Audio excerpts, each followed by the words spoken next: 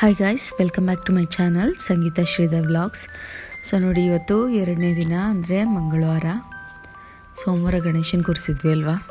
So ಮಂಗಳವಾರ ಬೆಳಗ್ಗೆ ಎದ್ದು ಪ್ರಸಾದ ನೈವೇದ್ಯಕ್ಕೆ ಮಾಡಿಬಿಟ್ಟು ಅದಾದಮೇಲೆ ನಾನು ವ್ಯಾಲ್ಯೂಯೇಷನ್ಗೆ ಹೋಗಬೇಕಿತ್ತು. ಸೊ ಅದಕ್ಕೆ ಬೆಳಗ್ಗೆನೇ ಪೂಜೆ ಎಲ್ಲ ಮಾಡ್ತಾಯಿದ್ದೆ.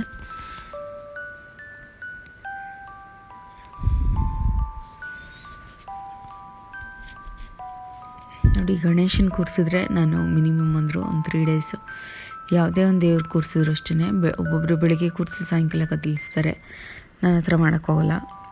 ತುಂಬಾ ಎಮರ್ಜೆನ್ಸಿ ವಿಷಯ ಇದ್ದಾಗ ನೋಡೋಣ. ಇಲ್ಲ ಅಂದರೆ ನಾರ್ಮಲಾಗಿ ಇವತ್ತು ಸೋಮವಾರ ಕೂರಿಸಿ ಒಂದಿನ ಇಟ್ಕೊಂಡು ಬುಧವಾರ ಕದಲಿಸ್ಬೋದಲ್ವಾ. ಸೊ ಅದಕ್ಕೋಸ್ಕರನೇ ನಾನು ಬುಧವಾರ ವಿಸರ್ಜನೆ ಮಾಡೋಣ ಅಂತ ಅಂದ್ಕೊಂಡಿದ್ದೀನಿ. ಸೊ ಅದಕ್ಕೋಸ್ಕರ ಇವತ್ತು ಮಂಗಳವಾರ ಬೆಳಗ್ಗೆನೇ ಎದ್ದು ಪೂಜೆ ಮಾಡಿ ಅದಾದಮೇಲೆ ನಾನು ವ್ಯಾಲ್ಯೂಯೇಷನ್ಗೆ ಹೋಗಬೇಕು.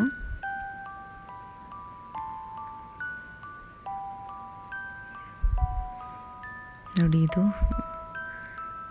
ಧೂಪ ಹಾಕ್ತಾಯಿದ್ದೆ.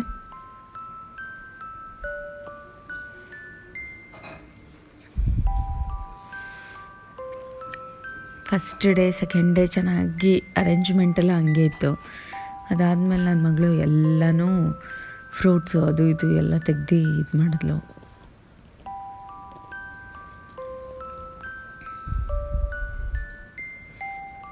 ನಾವು ಈ ಥರ ಹಬ್ಬ ಹರಿದಿನ ಅನ್ನೋದನ್ನು ನಾವು ಹಬ್ಬಗಳನ್ನ ನಾವೇ ಮಾಡಲಿಲ್ಲ ಅಂದರೆ ಇನ್ಯಾರು ಮಾಡ್ತಾರೆ ಹೇಳಿ.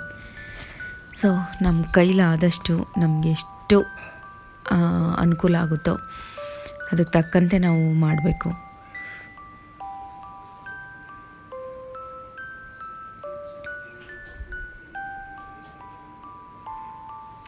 ಯಾಕೆಂದರೆ ಈ ಹಬ್ಬ ಎಲ್ಲ ಮಾಡೋದು, ಈ ಥರ ಕೂರಿಸೋದು ಅದೇ ಎಲ್ಲರ ಮನಸ್ಸಲ್ಲೂ ಬರೋಲ್ಲ.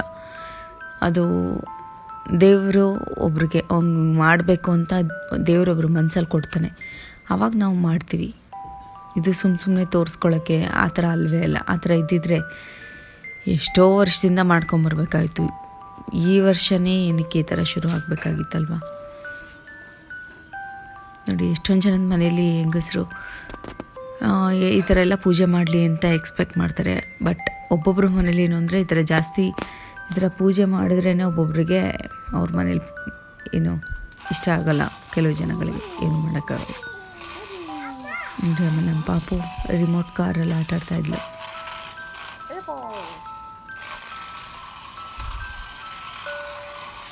ನೋಡಿ, ನಾವು ಎಷ್ಟೇ ಬೆಳೆದ್ರೂ ಏನೇ ಆದ್ರೂ ದೇವರು ಅನ್ನೋದು ಒಂದು ಶಕ್ತಿ ನಮ್ಮ ಹಿಂದೆ ಇದ್ದೇ ಇರುತ್ತೆ.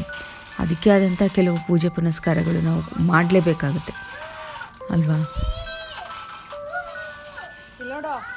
ಸುಮ್ಮನೆ ಎಲ್ಲ ಟೈಮಲ್ಲೂ ಒಂದೇ ಥರ ಇರೋಕ್ಕಾಗುತ್ತಾ? ನಾವೇ ಒಂದು ಟೈಮಲ್ಲಿ ತಿಂದಿದ್ದು ಊಟ ಇನ್ನೊಂದು ಟೈಮಲ್ಲಿ ನೆಕ್ಸ್ಟು 3 ಟೈಮ್ ಒಂದೇ ಥರ ತಿಂತೀವ? ಇಲ್ಲ ತಾನೆ. ಅದೇ ಥರನೇ ದಿನಾನೂ ಅಷ್ಟೇ. ಡೈಲಿ ಪೂಜೆ ಹೆಂಗಿರುತ್ತೆ ಅದೇ ಥರನೇ ಪ್ರತಿದಿನ ಮಾಡೋಕ್ಕಾಗಲ್ಲ. ಸೊ ಒಂದೊಂದು ದೇವ್ರಿಗೆ ಒಂದೊಂದು ವಿಶೇಷ ದಿನ ಅಂತಿರುತ್ತೆ, ಆವಾಗ ನಾವು ಮಾಡಲೇಬೇಕಾಗುತ್ತೆ. ಅದನ್ನು ನಾವೇ ಅರ್ಥ ಮಾಡ್ಕೊಳ್ದೆ ಇದು ಮಾಡಿದ್ರೆ ಇನ್ಯಾರು ಮಾಡ್ತಾರೆ ಹೇಳಿ. ನೋಡಿ, ಅದಾದಮೇಲೆ ವ್ಯಾಲ್ಯೂಯೇಷನ್ಗೆ ರೆಡಿ ಆದೆ.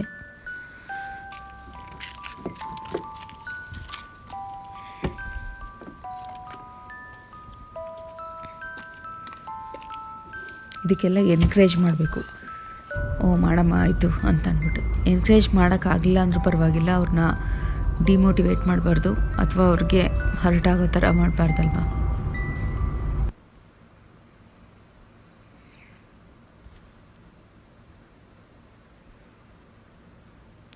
ನೋಡಿ, ಅದಾದಮೇಲೆ ಈ FM ಸಾಂಗ್ಸ್ಗಳಲ್ಲಿ ಒಂದೊಂದು ಸಾಂಗ್ ಬರುತ್ತೆ.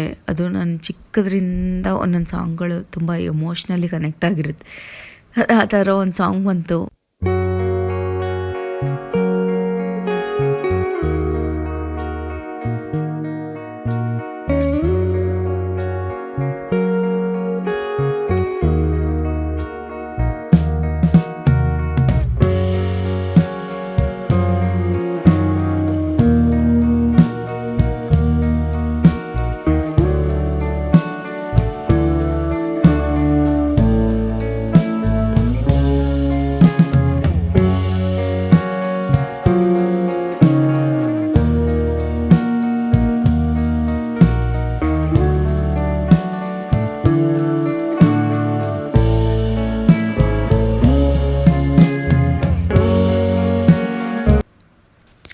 ಕೇಳಿದ್ರಲ್ಲ ಸಾಂಗು, ಚೆನ್ನಾಗಿದೆ ಅಲ್ವಾ? ಆ ಸಾಂಗ್ ಅಂತೂ ನನಗೊಂಥರ ರಿಲ್ಯಾಕ್ಸೇಷನ್ ಫೀಲ್ ಕೊಡುತ್ತೆ ನೋಡಿ. ವ್ಯಾಲ್ಯೂಯೇಷನ್ ಮುಗ್ದಾದ್ಮೇಲೆ ಹೊರಗಡೆ ಹಾಗೆ ಆನ್ ದ ವೇ ಹೋಗ್ತಾ ಒಂದು ಸ್ನ್ಯಾಕ್ ಐಟಮ್ಸ್, ಇಲ್ಲಿ ಕುವೆಂಪುನಗರದಲ್ಲಿ ತುಂಬ ಚೆನ್ನಾಗಿರುತ್ತೆ. ಸರಸ್ವತಿಪುರಮಲ್ಲೂ ಅಷ್ಟೇ, 2 ಕಡೆನೂ ಚೆನ್ನಾಗಿದೆ. ಅಲ್ಲಿ ಹೋಗಿದ್ವು, ಮನೆಗೆ ಹೋದೆ. ಸೊ ಮನೇಲಿ ಆ್ಯಸ್ ಯೂಶ್ವಲ್ ಈವ್ನಿಂಗು ದೇವರಿಗೆ ದೀಪ ಹಚ್ಚೋಣ ಅಂತ ಅಂದ್ಬಿಟ್ಟು ಆರತಿ ಮಾಡಿಬಿಡೋಣ ಅಂತಂದ್ಬಿಟ್ಟು ಮಾಡಿದೆ. ಯಾಕೆಂದರೆ ನಾನು ಮೊದಲನೇ ದಿನ ಏನು ವೀಡಿಯೋಸ್ ಮಾಡೋಕ್ಕಾಗಲಿಲ್ಲ, ಯಾಕೆಂದರೆ ಅವತ್ತು ಪೂಜೆ ಮಾಡ್ತಾ ಇದ್ದಿದ್ದರಿಂದ ನಾನು ವೀಡಿಯೋ ಮಾಡೋದ್ರ ಬಗ್ಗೆ ಅಷ್ಟು ಗಮನ ನಾನು ಮಾಡೋಕ್ಕೆ ಆಗಲಿಲ್ಲ, ಡೀಟೇಲ್ಡ್ ವೀಡಿಯೋ ಮಾಡೋಕ್ಕಾಗಲಿಲ್ಲ. ಸೊ ಪೂಜೆ ಮೇಲೆ ಗಮನ ಇರುತ್ತಲ್ವ, ಅವಾಗ ನಾವು ವೀಡಿಯೋ ಎಲ್ಲ ಮಾಡಬೇಕು ಅಂತ ಟೆನ್ಷನ್ ಇದು ಮಾಡಿಕೊಂಡ್ರೆ ಪೂಜೆ ಮತ್ತು ಏನಾದರೂ ಬುಕ್ಸ್ ಓದಬೇಕಾದ್ರೆ ಅಲ್ಲಿ ಏನಾದರೂ ಜಸ್ಟ್ ಸಮ್ ಮಿಸ್ಟೇಕ್ಗಳಾಗ್ಬಿಡುತ್ತೆ. ಅದಕ್ಕೋಸ್ಕರ ನಾನು ಇದು ಮಾಡೋಕ್ಕೆ ಹೋಗಲಿಲ್ಲ. ಸೊ ಮಂಗಳವಾರ ಇದೆಲ್ಲ ಆರತಿ ಮಾಡೋದು ದೇವ್ರಿಗೆ ಅದೆಲ್ಲ ಮಾಡಿದೆ. ಅದು ಅಲ್ಲದೆ ಗೌರಿ ಮಂಗಳವಾರನೂ ಇತ್ತು ಅಂತಂದರೆ ನೀವು ಆರತಿ ಎಲ್ಲ ಮಾಡಬೇಕಾಗುತ್ತೆ. ಮಣ್ಣಿನ ದೀಪ ಹಚ್ಚಿ ಅದರಲ್ಲಿ ಆರತಿ ಮಾಡಿದೆ. ಅದು ಅಲ್ಲದೆ ಅವತ್ತು ನಮ್ಮ ನೇಬರ್ ಒಬ್ಬರ ಅವತ್ತಿನ ದಿನ ಚಾಮುಂಡೇಶ್ವರಿ ಹಬ್ಬ ಮಾಡ್ತಾರಂತೆ. ಅವರು ಗೌರಿ ಗಣೇಶ ಮಾಡಲ್ಲ, ಅದರ ನೆಕ್ಸ್ಟ್ ಡೇಗೆ ಚಾಮುಂಡೇಶ್ವರಿ ಹಬ್ಬ ಮಾಡ್ತೀವಿ ಅಂತಂದರು. ಆಮೇಲೆ ನಾನು ಗೌರಿ ಹಬ್ಬದ ದಿನ ಅವ್ರ ಮನೆಗೆ ಹೋಗಿ ಕುಂಕುಮ ತೊಗೊಂಡು ಬಂದೆ. ಅವರು ಮಂಗಳವಾರ ಬಂದು ಕುಂಕುಮ ತೊಗೊಳಕ್ಕೆ ಹೋಗಿದ್ರು. ಸೊ ಅವಾಗ ನಾನು ನಮ್ಮ ಮನೇಲಿ ದೀಪ ಎಲ್ಲ ಹಚ್ಚಿದ್ನಲ್ಲ, ಆಮೇಲೆ ಅವ್ರ ಮನೆಗೆ ಹೋಗಿದ್ದು ಬಂದೆ. ಅವ್ರ ಮನೆಗೆ ಹೋಗಿದ್ದು ನನ್ನ ಇಮ್ಯಾಜಿನೇಷನಲ್ಲಿ ಹೆಂಗಿತ್ತು ಅಂದರೆ, ಪ್ರತಿ ಸರಿ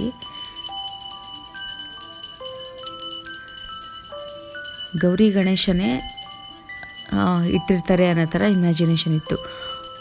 ಅಲ್ಲೋಗಿ ನೋಡಿದ ತಕ್ಷಣವೇ ನಿಜವಾಗ್ಲೂ ಒಂಥರ ಶಾಕ್ ಆಯಿತು ನನಗೆ. ಅಂದರೆ ಏನೋ ಒಂಥರ ರೋಮಾಂಚನ ಆಗೋ ಥರ. ಯಾಕೆ ದೊಡ್ಡ ಬಿಂದಿಗೆಯಲ್ಲಿ ಚಾಮುಂಡೇಶ್ವರಿ ಪ್ರತಿಷ್ಠಾಪನೆ ಮಾಡಿದರು, ಬೇವಿನ ಸೊಪ್ಪೆಲ್ಲ ಹಾಕಿ. ಅದು ಅವ್ರ ಕಡೆ ಮಾಡ್ಕೊಂಬಂದಿರೋ ಪದ್ಧತಿಯಂತೆ.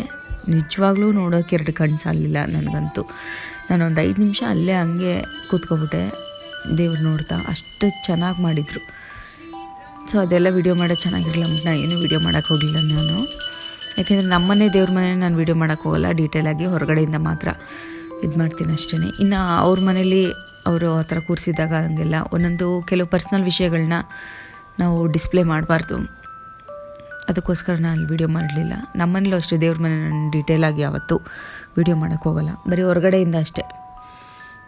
ಒಂದು ಮೇಲ್ಗಡೆ ಚಾಮುಂಡೇಶ್ವರಿ ಫೋಟೋ ಇಟ್ಟಿದ್ದೀನಲ್ಲ ಅಲ್ಲಿ, ಮತ್ತು ಈಚೆ ತುಳಸಿ ಗಿಡದ ಹತ್ರ ಹೊಸಲು, ಇಷ್ಟು ಮಾತ್ರ ತೆಗಿತೀನಿ ಅಷ್ಟೇ. ನೋಡಿ, ನಾವು ಎಷ್ಟೇ ಒಂದು ಪಬ್ಲಿಕ್ಗೆ ಎಕ್ಸ್ಪೋಜರ್ ಆದ್ರೂ ಕೆಲವು ವಿಷಯಗಳು ಗೌಪ್ಯತೆ ಕಾಪಾಡಲೇಬೇಕು. ಅದು ಪೂಜೆ ವಿಷಯ ಆಗಿರ್ಬೋದು, ಮನೆ ವಿಷಯ ಆಗಿರ್ಬೋದು, ಯಾವುದಾದ್ರೂ ಆಗಿರ್ಬೋದು.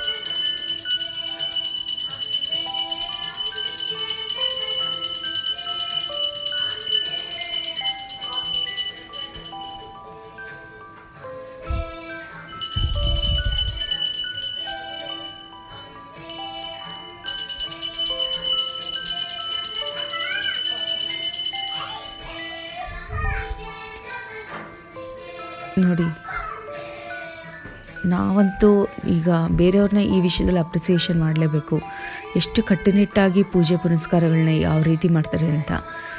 ಎಲ್ಲ ಧರ್ಮದವರು ಅಷ್ಟೇ ಅವರ ಪೂಜೆ ಎಷ್ಟು ಇದಾಗಿ ಮಾಡ್ತಾರೆ ಅಂತ. ಬಟ್ ನಮ್ಮಲ್ಲಿ ಯಾಕೆ ಇದು ಕಳೆದು ಹೋಗ್ತಾ ಇದೆ ಅಂತ ನಿಜವಾಗ್ಲೂ ನನಗೆ ಅರ್ಥ ಆಗ್ತಾಯಿಲ್ಲ.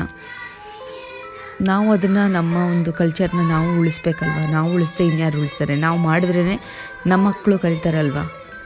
ಸೊ ಅದನ್ನು ಬಿಟ್ಟು ನಾವು ಏನೋ ಒಂದು ಮಾಡ್ರನೈಸೇಷನ್ ಅಂತ ಅಂದ್ಕೊಂಡು ಹೊರಗಡೆನೇ ಯಾರೋ ರೋಡ್ ಸೈಡೆಲ್ಲ ಅಥವಾ ದೇವಸ್ಥಾನದ ಹತ್ರ ಕೂರಿಸಿರ್ತಾರೆ, ಅಲ್ಲೋ ಕೈ ಮುಗ್ಬಿಟ್ಟು ಬಂದುಬಿಡೋದು. ಆ ಥರ ಎಲ್ಲ ಮಾಡೋಕ್ಕೋಗ್ಬಾರ್ದು. ಈಗ ಒಬ್ಬೊಬ್ರಿಗೆ ಆಗೋದೇ ಇಲ್ಲ ಅಂತಂದಾಗ ಅವ್ರು ಆ ಥರ ಮಾಡಲಿ. ನಾವು ಮಾಡ್ತೀವಿ ಅನ್ನೋ ಒಂದು ಹುಮ್ಮಸ್ಸಿರೋರು, ಮಾಡ್ತೀವಿ ಅಂತ ಮನಸ್ಸಿರೋರಿಗೆ ಅದನ್ನು ಮಾಡೋಕ್ಕೆ ಬಿಡಬೇಕು ಅಲ್ವಾ. ಬಟ್ ಎಷ್ಟೊಂದು ಜನಕ್ಕೆ ಏನೂ ಅರ್ಥ ಆಗಲ್ಲ, ಏನೂ ಮಾಡೋಕ್ಕಾಗಲ್ಲ. ಆದರೂ ನಾವು ಕೆಲವು ವಿಷಯಗಳನ್ನ ಮೊದಲಿಂದ ಅನುಸರಿಸ್ಕೊಂಬಂದಿರೋದನ್ನು ಬಿಡೋಕ್ಕಾಗಲ್ಲ. ಏಕೆಂದರೆ ದೇವರು ಅಂತಂದರೆ ನಾವು ಸೃಷ್ಟಿಯಾಗಿರೋದೇ ಒಂದು ದೇವರ ಆಶೀರ್ವಾದದಿಂದ. ಸೊ ಅದಕ್ಕೋಸ್ಕರ ನಾವು ಬೇರೆಯವ್ರ ಮಾತಿಗೆ ತಲೆ ಕೆಡಿಸ್ಕೊಂಡು ನಾನು ಈ ವಿಷಯದಲ್ಲಂತೂ ಕಾಂಪ್ರಮೈಸ್ ಆಗೋ ಮಾತೇ ಇಲ್ಲ.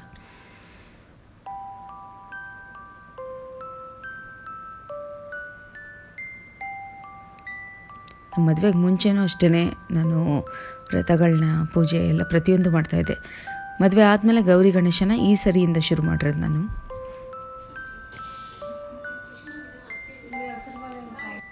ಎಷ್ಟು ಕಟ್ಟುನಿಟ್ಟಾಗಿ ಪೂಜೆ ಪುನಸ್ಕಾರಗಳು ನಡೆಯುತ್ತೆ ಬೇರೆ ಬೇರೆ ಧರ್ಮಗಳಲ್ಲೂ ಅಂತ ಅವ್ರಿಗೆ ಗೊತ್ತು, ಅಥವಾ ಅದನ್ನು ನಾವು ಎಷ್ಟೊಂದು ಕಡೆ ಕೇಳಿ ತಿಳ್ಕೊಂಡಿದ್ದೀವಿ ಅಲ್ವಾ. ಅಂಥದ್ರಲ್ಲಿ ನಾವೇ ಉಡಾಫೆ ಮಾಡಬಾರ್ದು ಅಲ್ವಾ.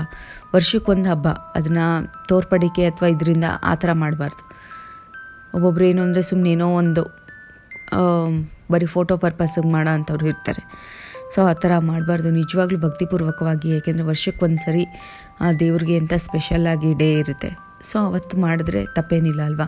ನಾವೇನು ಎಲ್ಲ ದೇವ್ರನ್ನೂ ಕರ್ಕೊಂಬಂದೇನು ಹಾಲಲ್ಲಿ ಕೂರಿಸ್ಬಿಟ್ಟು ಮಾಡಲ್ಲ. ವರಮಹಾಲಕ್ಷ್ಮಿ ಒಂದು, ಗಣೇಶ ಒಂದು, ಮತ್ತು ಈ ಕೃಷ್ಣನ ಕೂರಿಸೋರಿದ್ದರೆ ಕೃಷ್ಣನ ಕೂರಿಸ್ತಾರೆ. ಸೊ ಈ ಥರ ಒಂದು 2-3 ಹಬ್ಬಗಳನ್ನ ಈ ಥರ ನಾವು ಸೆಲೆಬ್ರೇಟ್ ಮಾಡ್ತೀವಿ ಹೊರತು ಇನ್ನು ಸಂಕ್ರಾಂತಿಲೆಲ್ಲ ಮಾಡೋಕ್ಕೆ ಹೋಗ್ತೀವ. ಅಲ್ಲಿ ಮಾಮೂಲಿ ದೇವ್ರಿಗೆ ದೀಪ ಹಚ್ತೀವಿ, ಮನೇಲಿ ಏನಿದೆ ಅಡುಗೆ ಮಾಡ್ಕೊಂಡು ಊಟ ಮಾಡ್ತೀವಿ. ಸೊ ಇದೊಂದು 2 ಹಬ್ಬ ಮಾಡೋಕ್ಕೂ ನಮಗೆ ಏನು ಪರ್ಮಿಷನ್ ಇಲ್ವಾ? ಅಯ್ಯಪ್ಪ, ದೇವರಿದ್ರೇ ನಾವು ಅಂಥದ್ರಲ್ಲಿ ಆ ದೇವ್ರು ಮಾಡೋಕ್ಕೇ ನಾವು ಹಿಂದೆ ಮುಂದೆ ನೋಡಬಾರ್ದು. ಅದರಲ್ಲೂ ಮಾಡ್ತೀವಿ ಅನ್ನೋರಿಗೆ ನೀವು ಎಲ್ಲರೂ ಅಷ್ಟೇ ಮಾಡ್ತೀವಿ ಅನ್ನೋರಿಗೆ ಹೆಲ್ಪ್ ಮಾಡೋಕ್ಕಾಗಲಿಲ್ವಾ ಅವ್ರಿಗೆ ಏನೋ ಡಿಸ್ಕರೇಜ್ ಆಗೋ ಥರ, ಅವ್ರಿಗೆ ಬೇಜಾರಾಗೋ ಥರ ಮಾಡೋಕ್ಕೆ ಹೋಗ್ಬಾರ್ದು, ಯಾರೇ ಆಗಿರಲಿ.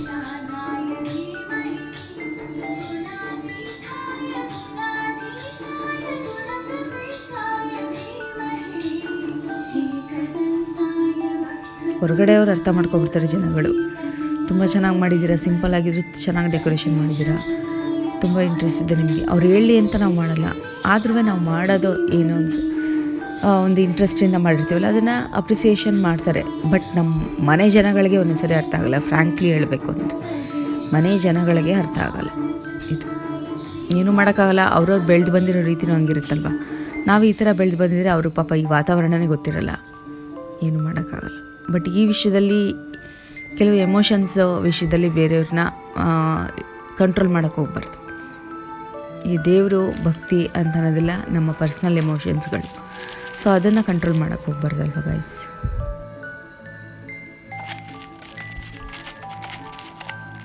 ಇದು ನಾವು ಏನಕ್ಕೋಸ್ಕರ ತೋರ್ಪಡಿಕೆಗೆ ಮಾಡಲ್ಲ, ಅಥವಾ ಏನೋ ಒಂದು ಈ ಪೂಜೆ ಮಾಡಿದ ತಕ್ಷಣ ಏನು ನಮ್ಮ ಗೌರ್ಮೆಂಟಿಂದ ಏನೋ ಸಬ್ಸಿಡಿ ಏನಾದ್ರು ಕೊಟ್ಬಿಡ್ತಾರ, ಇಲ್ಲ ದುಡ್ಡು ಏನಾದರೂ ಕೊಡ್ತಾರ, ಏನಿಲ್ಲ, ನಾವೇ ಖರ್ಚು ಮಾಡ್ಕೊಂಡು ಮಾಡೋದು. ಬಟ್ ಏನಕ್ಕೆ ಮಾಡ್ತೀವಿ ನಾವು? ನಮ್ಮ ಮನೆಗೆ ಒಳ್ಳೆಯದಾಗಲಿ, ಇಡೀ ಒಂದು ಈ ಥರ ಮಾಡೋದ್ರಿಂದ ಎಲ್ಲರಿಗೂ ಒಳ್ಳೆಯದಾಗಲಪ್ಪ. ಲೋಕ ಸಮಸ್ತ ಸುಖಿನೋ ಭವಂತು ಅಂತ ಏನು ಕೇಳ್ತಾರೆ. ಲೋಕದಲ್ಲಿ ಎಲ್ರಿಗೂ ಒಳ್ಳೆಯದಾಗಲಿ, ಒಳ್ಳೆಯವ್ರಿಗೆಲ್ಲ ಒಳ್ಳೆಯದಾಗಲಿ, ಕೆಟ್ಟವ್ರಿಗೆಲ್ಲ ಒಳ್ಳೆ ಬುದ್ಧಿ ಬರಲಿ ಅಲ್ವಾ. ಈ ಥರ ಅನ್ನೋದಕ್ಕೋಸ್ಕರ ಈ ಪೂಜೆ ಪುನಸ್ಕಾರಗಳು ಒಂದು ಪಾಸಿಟಿವ್ ಎನರ್ಜಿ ಕೊಡುತ್ತೆ. ನಮ್ಮ ಮನೆ ಜನಗಳಿಗೆ ಒಳ್ಳೆಯದಾಗಲಿ, ಪ್ರಪಂಚದಲ್ಲಿ ಏನೇನೋ ಅನ್ಯಾಯ ಅತ್ಯಾಚಾರಗಳು ಏನೇನೋ ನಡೀತಾ ಇದೆ, ಆದಷ್ಟು ಅದೆಲ್ಲ ಕಡಿಮೆ ಆಗಲಿ ಅನ್ನೋದಕ್ಕೋಸ್ಕರ, ಆ ಪರ್ಪಸ್ಗೋಸ್ಕರ ನಾವು ಮಾಡ್ತೀವಿ ಪೂಜೆನ ಅಲ್ವಾ. ನಮ್ಮ ಮನೇಲೂ ಎಲ್ಲ ಫ್ಯಾಮಿಲಿ ಇದೆ, ಮಕ್ಕಳಿದ್ದಾರೆ, ಎಲ್ರಿಗೂ ಒಳ್ಳೆಯದಾಗಲಪ್ಪ ಅಂತಂದ್ಬಿಟ್ಟು ನಾವು ಎಲ್ಲರೂ ಕೇಳ್ಕೊಂಡು ನಾವು ಮಾಡ್ತೀವಿ. ಸೊ ಇದು ಯಾಕೆ ಜನಗಳಿಗೆ ಅರ್ಥ ಆಗಲ್ಲ? ನಿಜವಾಗ್ಲೂ ಇದು ಯಕ್ಷ ಪ್ರಶ್ನೆ ಅಂತ ಅನ್ಬೋದು. ಎಷ್ಟೊಂದು ಜನಗಳು ಪಾಪ ಅವ್ರವ್ರ ಹೆಂಡ್ತಿರು ಪಾಪ ಪೂಜೆನೇ ಮಾಡಲ್ಲ, ಮನೇಲಿ ಏನು ಇದು ಮಾಡಲ್ಲ ಅಂತ ಅಂದ್ಕೊಂಡು ಕಂಪ್ಲೇಂಟ್ ಆದರೆ, ನಮ್ಮ ಮನೇಲಿ ಈ ಥರ ನಾವು ಮಾಡಿದ್ರೇ ಅವ್ರಿಗೆ ಸ್ವಲ್ಪ ಬೇಜಾರಾಗುತ್ತೆ ಅನಿಸುತ್ತೆ.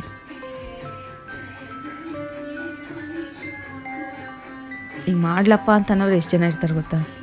ಅವ್ರ ಮನೇಲಿ ಹಿಂಗೆ ಮಾಡಿದ್ರೆ ಸಾಕು ಖುಷಿ ಪಡೋ ಅಂಥವ್ರು ತುಂಬ ಜನ ಇರ್ತಾರೆ ಫ್ಯಾಮಿಲೀಲಿ. ಬಟ್ ನಾವು ಮಾಡಿದ್ರೆ ನಮಗೆ ಹಬ್ಬ ಮಾಡಿದಾಗೆಲ್ಲ ನಮ್ಗೆ ಹರ್ಟ್ ಆಗುತ್ತೆ. ಹಂಗೆ ಹೇಳ್ಬಾರ್ದು, ಬಟ್ ಫ್ರ್ಯಾಂಕಾಗಿ ಹೇಳಬೇಕು ಅಂದರೆ ನನಗಂತೂ ಮಾಡಿದೆ, ಬಟ್ ಅಷ್ಟೇ ಒಂದು ವಿಷಯದಲ್ಲಿ ಹರ್ಟ್ ಆಯಿತು, ಏನು ಮಾಡೋಕ್ಕಾಗಲ್ಲ. ಹಾಗಂತ ನಾನಂತೂ ಬಿಡೋ ಅಂಥ ಮಗಳೇ ಅಲ್ಲ. ದೇವರಿದ್ರೇ ನಾವು, ದೇವರಿಂದನೇ ನಾನು ಮದುವೆ ಆಗಿರೋದಲ್ವ. ಆ ಥರ ಆ ದೇವ್ರನ್ನೇ ಬಿಟ್ಟಾಕ್ಬಿಟ್ಟು ನಾವು ಇರೋಕ್ಕಾಗುತ್ತಾ?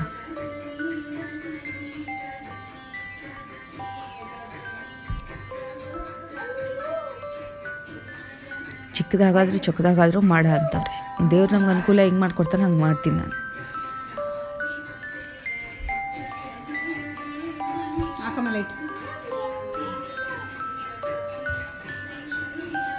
ನೋಡಿ ಒಂದೊಂದು, ಅದಕ್ಕೆ ಹೇಳೋದು ಫ್ಯಾಮಿಲಿ ಅಂತಂದಮೇಲೆ ಎಲ್ಲ ಥರನೂ ನಾವು ಫೇಸ್ ಮಾಡಬೇಕಾಗಿ ಬರುತ್ತೆ ಅಂತ. ಒಂದೊಂದು ಮನೇಲಿ ಎಲ್ಲ ಕರೆಕ್ಟಾಗಿದ್ದರು, ನಮ್ಮ ಮನೇಲಿ ಎಲ್ಲ ವಿಷಯದಲ್ಲೂ ಕರೆಕ್ಟಾಗಿದ್ದರು. ಕೆಲವು ಸಿಚುವೇಶನ್ಸ್ಗಳು ಏನು ಮಾಡೋಕ್ಕಾಗಲ್ಲ. ಒಂದೊಂದು ಮನೇಲಿ ಒಂದೊಂದು ಥರ. ಅದಕ್ಕೆ ಅಲ್ವಾ ಹೇಳೋದು ಗಾದೆ, ಎಲ್ಲರ ಮನೆ ದೋಸೆನೋ ಅಂತ. ಎಲ್ಲರ ಮನೆ ದೋಸೆನೋ ಪ್ರಾಬ್ಲಮ್. ಯಾರೋ